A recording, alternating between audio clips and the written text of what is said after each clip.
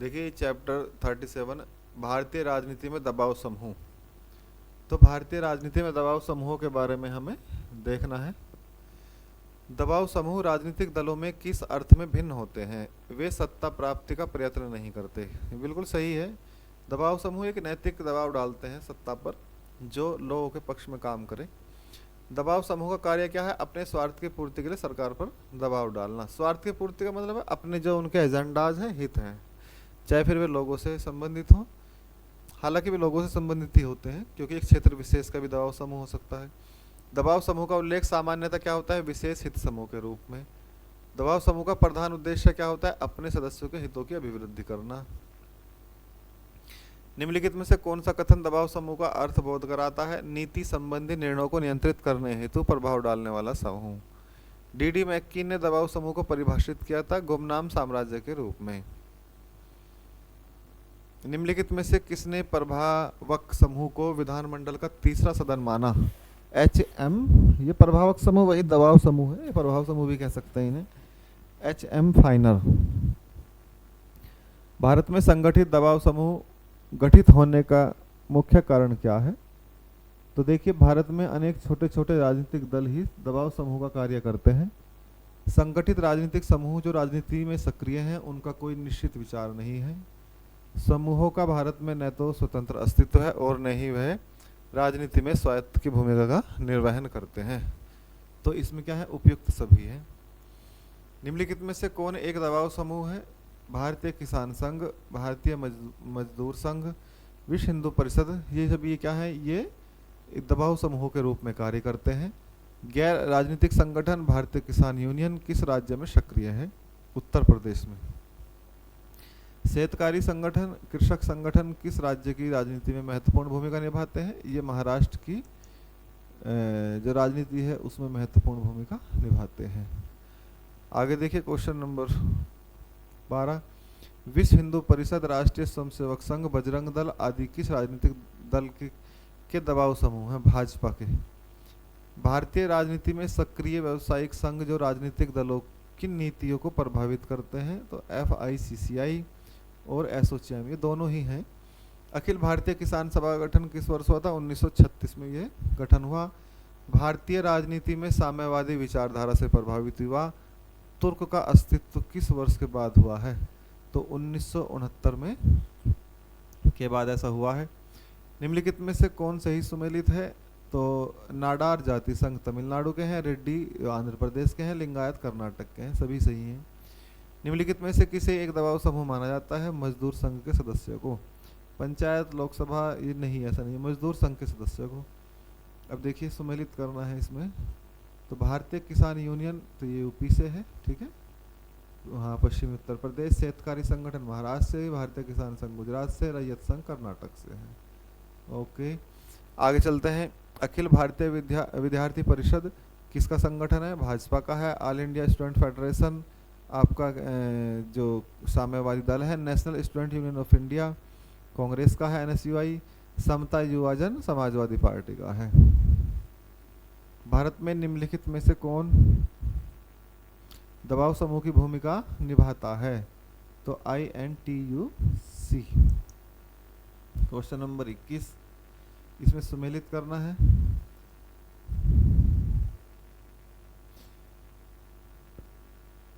तो इसमें बताना है राजनीतिक दल और श्रमिक संघ ये किससे संबंधित है?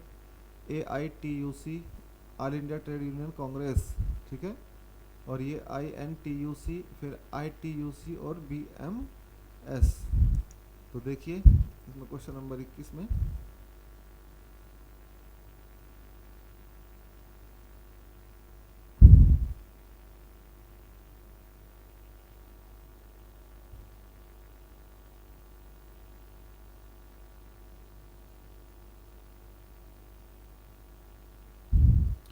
तो 4 3 2 1 इसका आंसर रहेगा। आंसर रहेगा डी।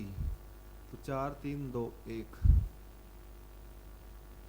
विश्व को दबाव समूह और हित समूह किस राष्ट्र की देन है?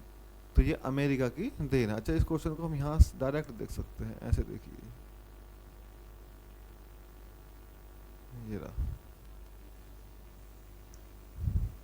तो AITUC किसका है? भाकपा का, INTUC कांग्रेस का, ITUC माकपा का और BSM भाजपा का। ठीक है, अब आगे देखिए।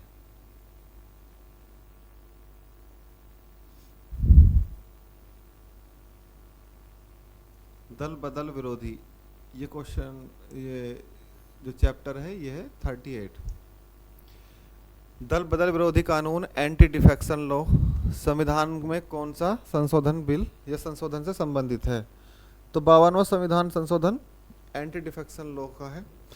निम्नलिखित संविधान संशोधनों में कौन संसद के पक्ष परिवर्तन करने से निषिद्ध करता है? 52वां है। संविधान में जोड़ी गई 10वीं अनुसूची किससे संबंधित है? दल बदल के आधार पर अयोग्य संबंधी प्रावधानों से। दल बदल विरोधी अधिनियम के अंतर्गत भारतीय संविधान में किसी सदस्य की अयोग्यता या योग्यता पर निर्णय करने का अधिकार किसको प्राप्त है? लोकसभा अध्यक्ष को। सर्वोच्च न्यायालय ने दल बदल कानून 52वां संविधान संशोधन की धारा किस या पैरा को असंवैधानिक करार दिया है? तो इसमें 7वां है। देखिए बहुत छोटे छोटे चैप्टर हैं। तो आगे देखिए क्वेश्चन नंबर 6। विधानसभा में किसी दल के निर्वाचित सदस्यों के दल बदल पर निम्नलिखित में से किसने प्रतिबंध लगाया है? संविधान का 52वां संविधान संशोधन। निम्नलिखित में से किस अधिनियम द्वारा किस पार्टी के टिकट पर निर्वाचित दल को दल बदलने से रोका गया है? 52वें संविधान संशोधन में। संसद का एक निर्दलीय सदस्य कितने समय के अंदर किसी राजनीतिक दल का सदस्य बन जाना चाहिए ताकि दल बदल कानून अंतर्गत उसके विरुद्ध कोई कार्रवाई न हो सके? तो ये क्या है? 6 माह के अंदर ऐसा हो जाना चाहिए। ठीक है। भारत के संविधान की निम्नलिखित में कौन सी एक अनुसूची में दल बदल विरोधी कानून विषय का प्रावधान है? 10वीं अनुसूची में है। दल बदल निरोध अधिनियम जिस तिथि को पारित हुआ वह कौन सी थी? 15 फरवरी 1985 को यह कानून यानी कि यह दल बदल विरोधी अधिनियम पारित किया गया था। ठीक है। क्वेश्चन का ये चैप्टर है 39वां चैप्टर है, अनुसूचित जाति और अनुसूचित जनजाति क्षेत्र। तो देखिए क्वेश्चन नंबर 1, संविधान की किस अनुसूची में अनुसूचित जाति और जनजाति क्षेत्रों के प्रशासन के संबंध में प्रावधान किए गए हैं? तो 5वीं और 6ठी अनुसूची में ऐसा किया गया है। किसी क्षेत्र को अनुसूचित जाति जनजाति क्षेत्र घोषित करने का अधिकार किसके पास है? राष्ट्रपति के। पूर्वोत्तर भारत के किस राज्य में स्वायत्त जिले की व्यवस्था नहीं है? अरुणाचल प्रदेश में। संविधान की किस अनुसूची में असम, मेघालय, त्रिपुरा तथा मिजोरम राज्यों के अनुसूचित जनजाति क्षेत्रों के प्रशासक के संबंध में प्रावधान किए गए हैं? 6ठी अनुसूची। संविधान की किस अनुसूची में असम, मेघालय, त्रिपुरा, मिजोरम राज्यों के अतिरिक्त अन्य राज्यों के अधीन आने वाले अनुसूचित जाति और जनजाति क्षेत्रों के प्रशासन के संबंध में प्रावधान किया गया है? तो ये कौन सा है? 5वीं अनुसूची में। ठीक है।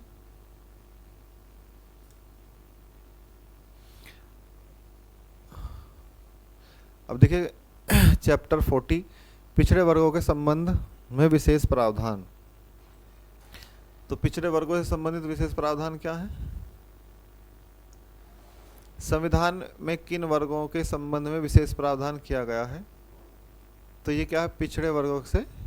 तो आंग्ल भारतीय समुदाय के लिए विशेष प्रावधान है, अल्पसंख्यक पिछड़े वर्गों के लिए, अनुसूचित जाति और जनजाति के लिए भी ऐसा किया गया है। तो ये SC ST यानी कि इसमें सभी इसका आंसर होंगे। भारतीय संविधान के किस भाग में अल्पसंख्यकों के लिए विशेष प्रावधान है? भाग 3 में। तो भाग 3 क्या है? आपका मौलिक अधिकार। तो मौलिक अधिकारों में अल्पसंख्यकों के लिए विशेष प्रावधान है। कौन व्यक्ति अनुसूचित जाति जनजाति का सदस्य है? इसका निर्धारण करने का अधिकार राष्ट्रपति को है। भारतीय संविधान के किस अनुच्छेद के तहत अनुसूचित जाति जनजाति के सदस्यों को लोकसभा में आरक्षण प्रदान किया गया है? अनुच्छेद 330। भारतीय संविधान के किस अनुच्छेद के तहत अनुसूचित जाति जनजाति के सदस्यों के लिए विधानसभाओं में सीटें आरक्षित या की गई हैं? अनुच्छेद 332। वर्तमान समय में लोकसभा की 543 सीटों में से कितनी सीटें अनुसूचित जाति के लिए आरक्षित हैं? यानी कि SC के लिए 84 सीटें हैं। वर्तमान समय में लोकसभा की 543 सीटों में कितनी सीटें अनुसूचित जनजाति के लिए? यानी कि 47 हैं। तो 131 सीटें कुल SC ST के लिए आरक्षित हैं। राज्य विधानसभाओं में कुल 4132 स्थानों में से कितने स्थान अनुसूचित जातियों और अनुसूचित जनजातियों के लिए आरक्षित हैं? तो 4132 में से कितना हो गया? 1109। तो लगभग चौथाई उनके लिए आरक्षित है। लोकसभा में निर्वाचन क्षेत्रों में अनुसूचित जाति अनुसूचित जनजाति के प्रतिनिधियों के लिए सुरक्षित निर्वाचन क्षेत्र की व्यवस्था है। ऐसे निर्वाचन क्षेत्रों की संख्या कितनी है? 131। यानी कि 131 सीट लोकसभा में कैसी हैं? लोकसभा में रिजर्व है। लोकसभा में सुरक्षित निर्वाचन क्षेत्र किससे संबंधित नहीं है? पिछड़े वर्ग से। लोकसभा में आंग्ल भारतीय समुदाय का प्रतिनिधित्व नहीं होने पर संविधान के किस अनुच्छेद के तहत राष्ट्रपति उस समुदाय के 2 व्यक्तियों को नामांकित करता है? अनुच्छेद 331। देखिए, ये अब जो आंग्ल भारतीय समुदाय को नामांकित करने का जो प्रावधान था वो समाप्त कर दिया गया 2020 में अधिनियम 2019 के तहत। ठीक है। 104वां संविधान संशोधन।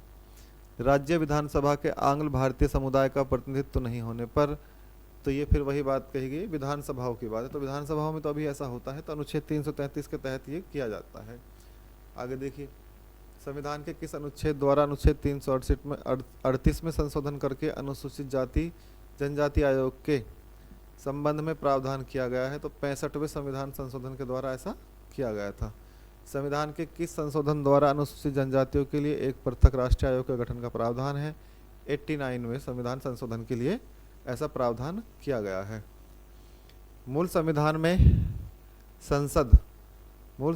संसद और विधानमंडल में अनुसूचित जाति और अनुसूचित जनजाति के आरक्षण के लिए निर्धारित 10 वर्ष को बढ़ाकर कितने वर्षों के लिए विस्तारित कर दिया गया? 70 वर्षों के लिए। ठीक है। तो इसे कितने वर्षों के लिए कर दिया गया है? 70, यानी कि 70 वर्षों के लिए इसे कर दिया गया है। क्वेश्चन नंबर 16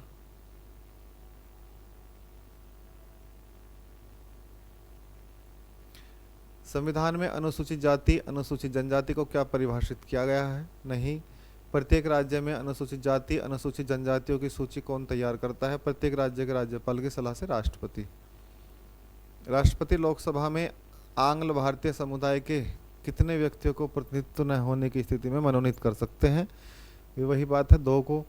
राज्यपाल विधानसभा में आंग्ल भारतीय समुदाय के कितने व्यक्तियों को प्रतिनिधित्व न होने की दशा में मनोनीत कर सकते हैं? 1 को। भारतीय संविधान में अल्पसंख्यकों को मान्यता किस आधार पर दी गई है? कुल जनसंख्या के साथ उस वर्ग की जनसंख्या के अनुपात के आधार पर। पिछड़ा वर्ग आयोग का गठन कौन करता है? राष्ट्रपति। अब तक कितने पिछड़े वर्ग आयोग का गठन किया जा चुका है? 2। प्रथम पिछड़ा वर्ग आयोग का गठन 1953 में। प्रथम पिछड़ा वर्ग आयोग के अध्यक्ष कौन थे? काका कालेलकर। द्वितीय पिछड़ा वर्ग आयोग का गठन 78 यानी कि 1978 को 20 सितंबर को, जिसकी अध्यक्षता किसकी अध्यक्षता में किया गया है? जिसकी सिफारिशों को कुछ परिवर्तन के साथ लागू किया गया। बीपी मंडल आयोग का संबंध पिछड़ी जातियों से है। मंडल आयोग निम्नलिखित में से किस विषय की जांच के लिए? पिछड़े समुदाय के लिए। मंडल कमीशन ने पिछड़े को कितना आरक्षण की बात कही थी? 27%।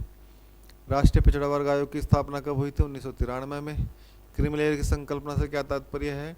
आर्थिक स्तर के आधार पर वर्गीकरण, यानी कि जिन लोगों को रिजर्वेशन का फायदा मिल चुका है और वे आर्थिक आधार पर मजबूत हो चुके हैं, तो उन्हें अब ये क्रीमी लेयर में ले आते हैं और उन्हें फिर दोबारा इसका फायदा नहीं मिलता।